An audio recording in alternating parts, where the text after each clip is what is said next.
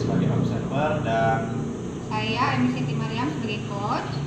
lalu saya Udan Nugraha sebagai coach.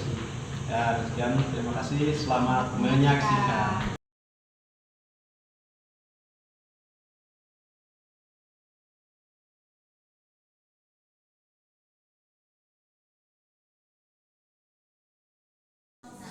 Assalamualaikum Pak Butet, gimana kabarnya? Waalaikumsalam Pak Cecep, alhamdulillah kabarnya baik hari ini. Gimana Pak Cecep kabarnya? Alhamdulillah baik juga Pak.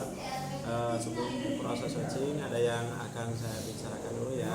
Ini Pak Butet akan melakukan coaching sama Bu Emi ya. Nah, ketika proses coaching berlangsung, saya akan amati dan nilai sesuai dengan rubrik penilaian coaching ya. Apakah sudah sesuai dengan alur kita atau belum? Kemudian apakah Bapak sudah mengajukan pertanyaan-pertanyaan yang berbobot sesuai dengan kata kunci yang disampaikan oleh Coci, dan saya juga akan mendapatkan respon atau jawaban dari Coci apakah sudah sesuai dengan apa yang Bapak sampaikan. Dan jangan lupa ya, harus sesuai dengan prinsip coaching, diantaranya yaitu kemitraan, proses kreatif, proses kreatif ya, dan juga memaksimalkan potensi. Sebelum proses coaching ada yang ingin saya tanyakan nih, kompetensi coaching apa yang ingin dikembangkan oleh Bapak? Oh iya Pak Cecep ya, untuk kompetensi coaching kali ini dengan Bu Emi, saya akan kembangkan di antaranya kompetensi kehadiran penuh, kemudian mendengarkan aktif ya, dan mengajukan pertanyaan berbobot pada coaching.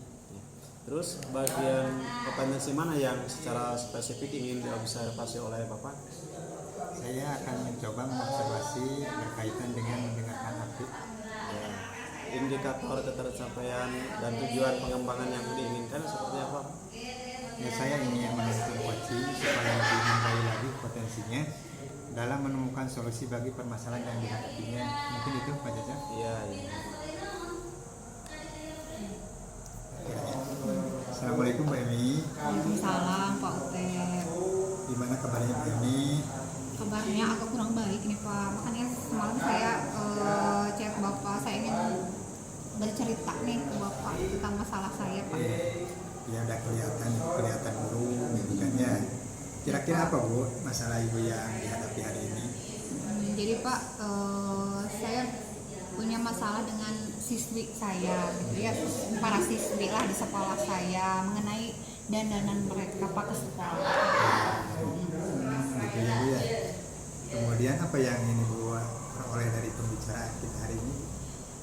Jadi saya tuh ingin ada solusi gitu ya untuk mengatasi bagaimana sih caranya membuat para siswi di sekolah saya itu untuk berdandan itu tidak seperti itu, tidak berlebihan seperti itu kan Pak, ke sekolah gitu Pak.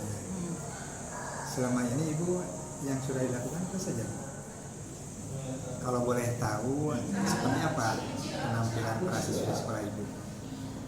Begini ya Pak, kan Bapak tahu sendiri ya, saya mengajar SMA, itu siswa-siswinya sudah gede gitu ya Pak, sudah remaja lah gitu ya. Biasa mereka ke sekolah itu berdandan berlebihan itu memakai lipstik ya, lipstiknya tuh merah, malah melebihi merahnya lipstik ibu-ibu gitu, ibu gurunya gitu Pak ya.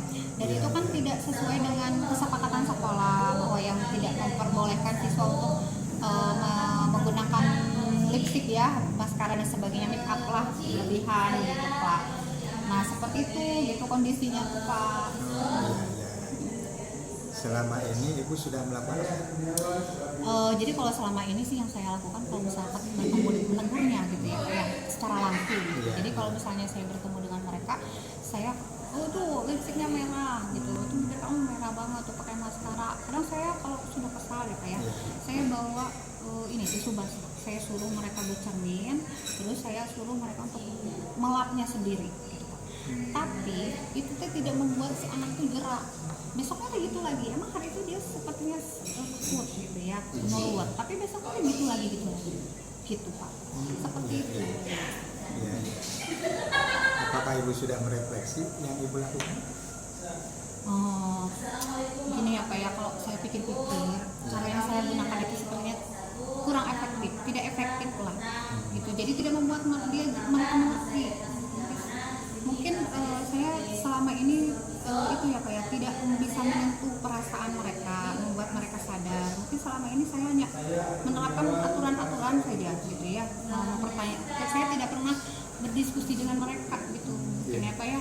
Jadi mereka tuh tidak tahu nilai-nilai apa yang terkandung dalam tadi ya kesepakatan sekolah yang tidak melarang gitu ya, melarang siswinya untuk berdandan seperti itu ke sekolah. Mungkin itu mereka belum paham sehingga tadi gitu ya mereka tidak pernah jerak gitu dengan dengan tindakan yang saya lakukan tadi gitu Pak. Seperti itu mungkin refleksi saya tuh seperti itu Pak. Ya, Ibu sudah menemukannya cara refleksinya. Kemudian untuk mengatasi masalah tersebut, rencana apa yang akan Ibu lakukan? Jadi Pak ya, setelah saya merefleksikan tadi, saya berpikir untuk melakukan diskusi lah dengan mereka itu ya dari hati ke hati. Saya ingin menggali lagi alasan mereka memakai bendana seperti itu ke sekolah itu seperti apa. Kemudian saya akan mencoba untuk menyadarkan mungkin ya, menyentuh perasaannya. Saya akan menerangkan kembali nilai-nilai apa yang terkandung dalam tadi ya aturan sekolah, tidak membolehkan mereka untuk berdana seperti itu ke sekolah itu seperti itu gitu Pak. Jadi saya mungkin akan lebih dekat lagi lah dengan mereka gitu, tidak hanya sekedar menghukum, menegur dan sebagainya gitu mungkin Pak, seperti itu. Ya, untuk mengatasinya kan bagus itu Bu ya. Kemudian kira-kira siapa aja Bu yang akan dilibatkan? Karena terlalu banyak ini siswinya ya Pak ya, saya juga kalau misalnya satu-satu diajak diskusi itu sepertinya kurang memungkinkan gitu. Saya mungkin akan melibatkan juga wakaf siswaan karena ini berkaitan dengan peraturan kesepakatan sekolah juga. Saya merasa perlu melibatkan mereka supaya siswa tuh mengerti gitu, paham, kemudian bisa berdiskusi lah gitu ya tentang peraturan ini, disepakati bersama, kemudian mereka dengan sadar dengan sendirinya gitu nanti akan ikut serta gitu ya dalam menerapkan itu peraturan seperti itu. Selain itu juga saya akan melibatkan orang tua. Jadi orang tua saya akan mekomunikasikan masalah ini dengan mereka karena saya pikir orang tua itu penting sekali karena mereka di rumah gitu ya, pendidikan di rumah. Saya ingin orang tua juga mengetahui tentang peraturan di sekolah itu seperti apa sehingga nanti di rumah itu mereka ikut juga gitu ya, menyadarkan siswi saya gitu Pak. Ya, setelah tadi saya mendengarkannya, Ibu melakukan refleksi, kemudian langkah yang dilakukan, kemudian siapa saja yang akan dilibatkan, itu sudah bagus Bu ya. Itu kira-kira mulai kapan Bu akan dilakukan? Saya besok lah Pak, saya akan mulai ngobrol gitu ya dengan wakaf kesiswaan. Saya akan meminta beliau kesediaannya, saya insya Allah beliau mendukung gitu karena ini udah masalah semuanya sepertinya ya Pak ya. Kemudian saya juga akan mulai berkomunikasi dengan orang tua gitu ya di grup lah, kemudian nanti juga mereka akan saya undang sekolah untuk mendiskusikan masalah ini. Ya, mudah-mudahan Bu apa yang akan dilakukan Ibu dapat berjalan dengan baik sesuai dengan harapan. Kemudian nanti kita bertemu lagi Bu ya. Boleh. Hasilnya seperti apa gitu Bu ya? Iya boleh Pak. Saya juga ingin berdiskusi lagi dengan Bapak gitu ya untuk menyampaikan progresnya seperti apa gitu. Gimana Pak Otep, bersedia? Insya Allah bersedia Bu ya. Selamat Ibu, selamat melaksanakan apa yang tadi akan dilakukannya. Iya. Itu mungkin Bu. Iya, Ada lagi Bu? Udah Pak, cukup. Ya, terima kasih. Iya, sama-sama Pak. Ya. Gimana Pak proses coachingnya tadi, lancar? Alhamdulillah tadi proses coaching dengan Bu Emi berjalan dengan lancar Pak Cecep. Ya, syukur alhamdulillah. Terus apa yang sudah dilakukan pada saat coaching itu Pak? Ya, tadi saya sudah melakukan tugas sebagai seorang coach, di antaranya menerapkan alur kita, kemudian menanyakan tujuan, identifikasi masalah, rencana aksi, dan juga tanggung jawab Pak. Mungkin itu yang sudah saya lakukan tadi proses coaching dengan Bu Emi. Iya. Terus kompetensi apa yang ingin Bapak kembangkan setelah coaching kali ini? Yang akan saya kembangkan berkaitan dengan pertanyaan berbobot, Pak. Ya.